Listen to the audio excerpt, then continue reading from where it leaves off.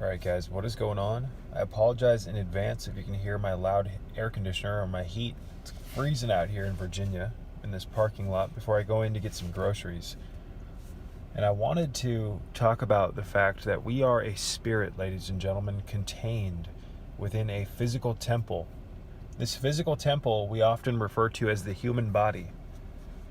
And the human body, upon further inspection, is a absolutely incredible machine, ladies and gentlemen. It is a miraculous, advanced, unexplainable piece of living art that is literally anointed with spirit. We are, in my opinion, made in the image of the Creator. Now, before we go on, I want to say that I'm not attempting or I'm not trying to get religious on you. I myself am a Gnostic Christian. I'm not the typical Christian. I actually have very opposing beliefs than modern Christians. So when I say I'm a Christian, I am a Christian, ladies and gentlemen, but not in the way that you probably think. So we've talked about Gnosticism here on this channel. Gnosticism is a very important part of my life because I am constantly in the pursuit of gnosis. And gnosis, ladies and gentlemen, is just a fancy term for enlightenment. Gnostics seek gnosis. Gnosis allows us to experience communion with Source. This Source, from a Gnostic perspective, can be referred to in some circles as the monad. There is a spark within us, ladies and gentlemen, in layman's terms, that we can ignite, that creates the necessary fuel that will wake up all of our dormant chakras. And through the chakras actually waking up, our illuminated state of consciousness from the chakras waking up allows us to bridge our consciousness with the true living God. So when the Kundalini rises, which is that fire that I'm talking about, it wakes up all of the chakras. These are the true churches of God. When all of these churches in the cerebral spinal system are awakened and ringing their bells, ladies and gentlemen, because these chakra churches actually do emit a frequency that has a lot to do with the angelic kingdoms. We've talked about that in previous videos. I don't want to be repetitive, so please resort to those older videos if you're interested. But when the full gambit or the full spectrum of the chakra churches are awakened and the Kundalini energy gets into the head, you now experience reality from what Christ said, you know, the one eye. When the divided aspects of the self are united and the schism is bridged, you now experience reality through the one eye. When the two eyes become one, you see clearly, ladies and gentlemen. This process, that biblical passage or that scripture, I'm getting it wrong grandly, but it's very similar to some extent to what I just said. Christ goes on to say that when your eyes or when your divided parts of when the divided parts of yourself are united and made one, you see wholly again. You see fully. You see the way you were designed to see. Now, this happens through the rising Kundalini. The risen Kundalini is the Christ consciousness energy. It's the consciousness that you experience, ladies and gentlemen, when the Kundalini is fully risen.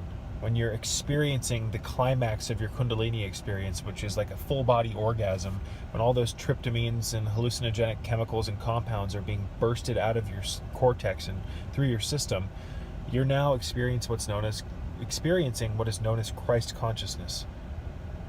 This gives entirely new light, or it gives truth to the passage, ladies and gentlemen, in the typical Bible, where it goes on to say something to the effect of, through Christ we know God. Or only through Christ do we know God. There is a lot of truth in that, ladies and gentlemen, but most people have gotten it wrong, regardless of the fact that they're well-meaning. Just because you're a well-meaning Christian or you follow your faith properly according to how you think it should be followed doesn't mean you're doing it right, ladies and gentlemen. A lot of people have a hard time hearing that because they believe that the way they're following their religion is proper, but the mainstream religion has got you looking for Christ outside of yourself, up in the motherfucking clouds, when it's actually contained within you. It's the Kundalini energy. The Christ consciousness is the risen Kundalini energy. As it rises up your spine, and opens up the pylons, the chakra churches, and all the dormant meridians. As those energy fields are awakened and those energetic systems are given life again, this is the true baptism by fire. This allows you to experience reality the way you were designed to experience it. And now you know Christ. Christ is within you. It's waiting within you. There's even biblical references to the spine in metaphoric context throughout the Bible. So, for instance, parting the Red Sea is a particular process with the blood vessels in your spine or in your back being parted. There's so much out there, ladies and gentlemen. We have got to start looking at things with common sense. Biblically, looking at the Bible or any religious document from a literal perspective will get you into a lot of trouble, because you're doing that from your intellectual mind. You're doing that from your non-balanced self, if that makes sense. So, long story short, excuse the rant, we are a spirit contained within a flesh vehicle. If the average person could grasp that concept and fully realize it and integrate it, it would change their life forever. But when I tell people that we're a spirit contained within a body, oh yeah, that's cool, that's probably right. And then people go back to their way of living, feeling disconnected, feeling depressed, feeling anxious, worried, disconnected, you name it. And I'm not saying that some of these qualities aren't natural, because we do live in a world that is largely resembling hell. It's normal to be a little anxious and depressed from time to time, in my opinion. But when you really stop and grasp the fact that we are a spirit within a body, we are an immortal entity, and this body is like a flesh vehicle. It's like an astronaut suit that we use to navigate this dimension. I mean, really, if you really stop and think about that, ladies and gentlemen, that's fucking incredible. There used to be times when I was younger where I was just amazed at my body. I would just stop, sometimes in class, and just look at my hands and be blown away. It's like, what the fuck is this machine? This is some crazy shit. Why are they trying to tell me or teach me all this mathematics garbage and all this history nonsense and all this crap? What about this body that I'm walking around in? Why am I not learning anything about this? And sure, they have anatomy and physiology, and sure, they teach you some basics on the body. But the way that they teach you about your body it creates a disconnection, ladies and gentlemen. It creates a disconnection because they're not teaching you about the body and the miracles of it.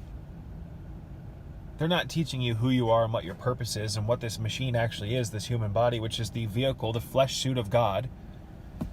They're teaching you, oh, the liver does this and the pancreas does that, and this is the purpose of the blood, and this is what oxygen does within the body, and blah, blah, blah, blah, blah.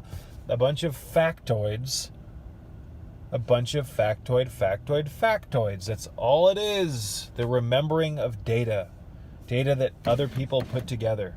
And a lot of the data or the curriculum that has been funneled into these schools, ladies and gentlemen, is bought out and part of an agenda, in my opinion, a misinformation agenda. They want to trap you in school, and they want to get you trapped in your intellect. They want you to think that the summary of intelligence is how well you did on the tests and how much you can remember. No. Knowledge is one thing. Wisdom is much better than knowledge. Wisdom is knowledge put in action, and they don't teach you, ladies and gentlemen, how to attain wisdom in these schools. And it's not even really knowledge that they teach you in these schools, because technically, ladies and gentlemen, knowledge is something that something's going on with my dash, excuse me. Knowledge is something that is like a fire waiting to be lit. They don't really teach you that in school. The best stuff that you're going to get from school, ladies and gentlemen, is basic mathematics, language, vocabulary, learning how to talk, remembering the alphabet, all that crap, because that you can actually put into play. Do you see what I'm saying? Everything else other than that, it's really more about what you can use with that information from the, those other things, so you can turn it into a career.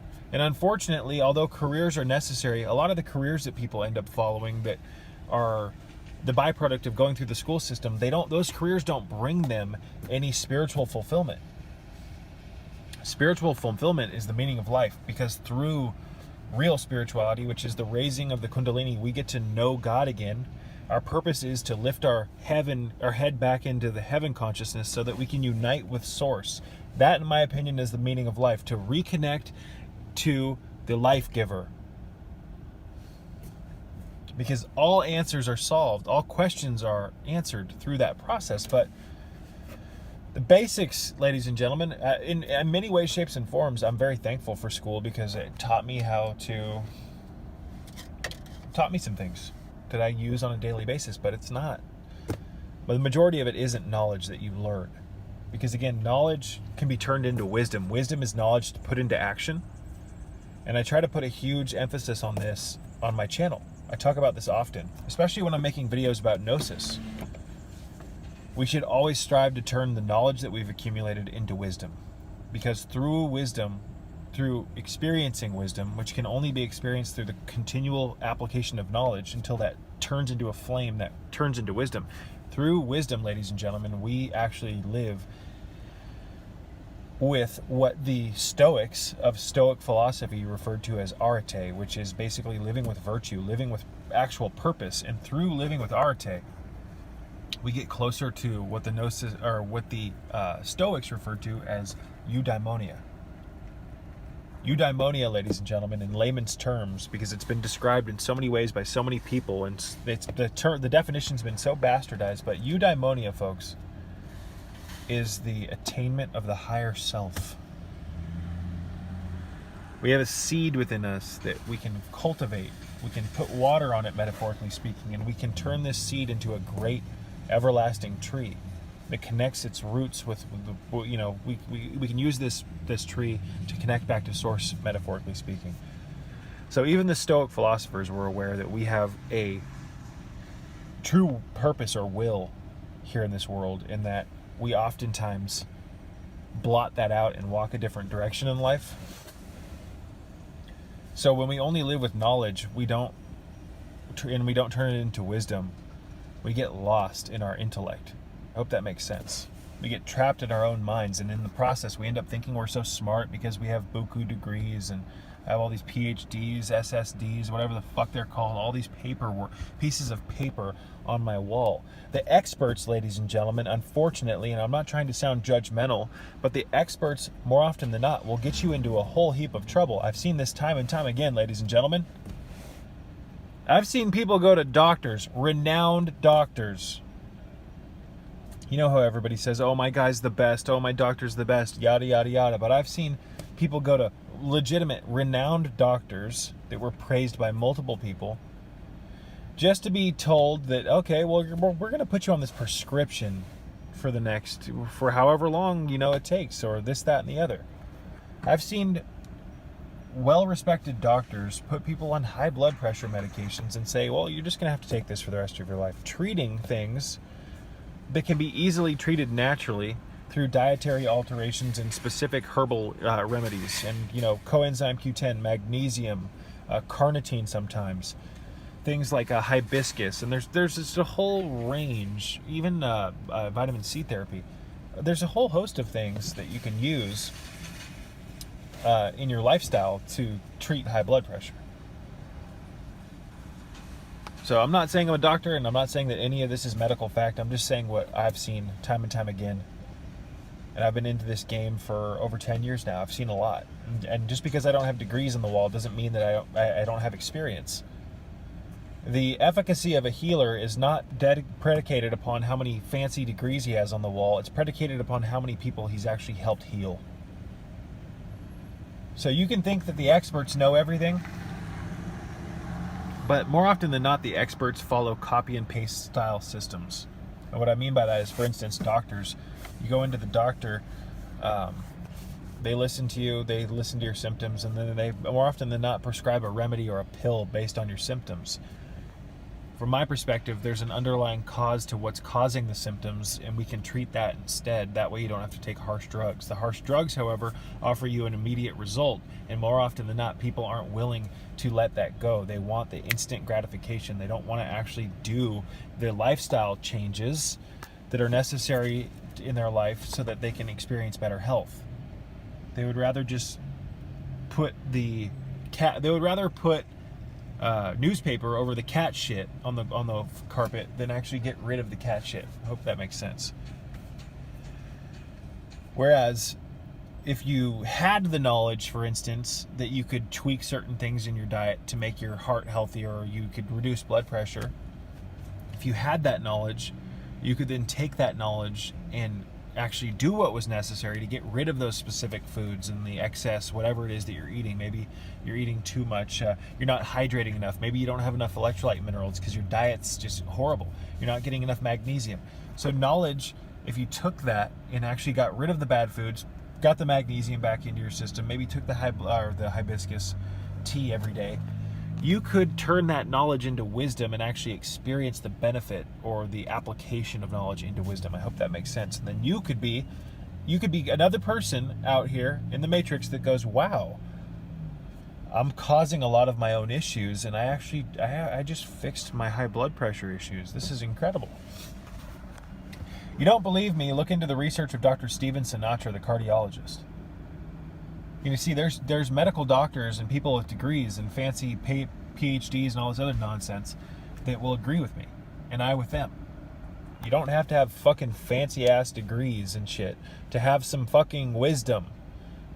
More often than not, you'll see really well-educated people that haven't taken knowledge and turned it into wisdom. They've just remembered a bunch of stuff. And I'm not trying to judge, but there's a serious problem here, ladies and gentlemen. There are more doctors in the United States than there ever was, getting paid massive amounts of money, getting drug kickbacks, getting chemotherapy kickbacks, getting benefits for how many people they put on certain drugs. Don't tell me it doesn't happen still.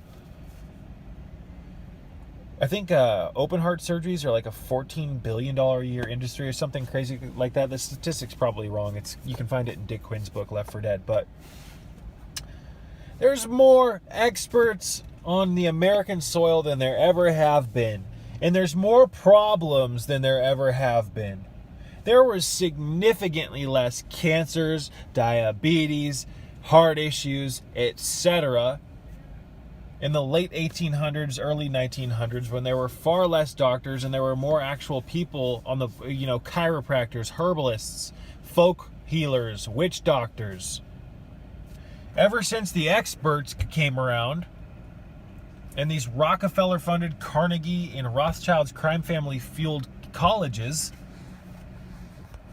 which made it illegal in the late 1800s, early 1900s for herbalists to practice medicine. They actually came around and completely fucked everything and set up their schools for medicine. Ever since they came around, there's more cancers now than ever. 1 in 50 people now will have autism. It used to be like 1 in 20,000 or something just absolutely insane. In fact, cancers used to be so rare that doctors would travel across the world to visit children, especially, children's cancers were so rare at one point that doctors would fly around the world just to meet them. Nowadays, it's common for children to have cancers. This is some insane level population, or just a ridiculous high level population reduction shit that we're experiencing, ladies and gentlemen. You are an experiment for the New World Order. They are tampering with your motherfucking genes. I've been saying this for the better part of 10, 12, 14 fucking years now. I started to become conscious when I was 18. I think I'm 32 now. I'm not sure how old I am, which is actually a good thing. I had my first Kundalini experience in my early 20s. That's really when the fire was ignited within me to heal myself and to wake up here in this crazy ass world. This guy right here in the Volvo just almost caused a huge accident. Total idiot. But we've got to learn to trust ourselves again, ladies and gentlemen. We've got to learn to trust ourselves. We have all the answers we've been looking for, but we've been taught to look outside of ourselves. You don't meditate. You don't, and I don't mean to, when I say that, I'm not talking about being a hippity-dippity idiot and just, I meditate, man, I keep my head in the clouds, blah, blah, blah. Meditation is the art of stilling the mind, entering into thoughtlessness, and through thoughtlessness, you can see how your mind has been infiltrated and possessed. Through that process, you can let go of those possessions and the things anchoring over your mind, and you can establish freedom of your mind again. through actually experiencing freedom of your mind, you can start to recreate yourself, ladies and gentlemen, and have a mind of your own, and you can see how all of the answers that you need for the most part are within you. Not all of them, but most. We are a spirit contained within a flesh vehicle. The way that we've been instructed to live our lives here in the Matrix, it takes our spirit and our body and it separates them. It creates a schism between them. This is called separation. We have to make the two whole again. We got to take the two and make them one. Peace be with you.